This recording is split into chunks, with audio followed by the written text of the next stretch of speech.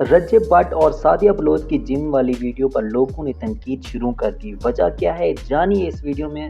Video को skip मत करें वरना अहम बात मिस हो। चंद दिन पहले रज्जे भट्ट और सादिया बलोच की एक वीडियो सोशल मीडिया पर वायरल हुई जिसमें दोनों जिम में एक साथ वर्जिश करते नजर आ रहे थे। वीडियो के बाद कमेंट सेक्शन भर गया। कुछ लोगों ने कहा ये सिर्फ फिटनेस के लिए है और इसमें कोई मसला नहीं, जबकि बहुत से लोगों ने तनकीद की और कहा ये पब्लिक प्लेस पर इस तरह की वीडियो बनाना अच्छी बात नहीं। कुछ ने इसे तवज्जो हासिल करने का तरीका करार दिया है।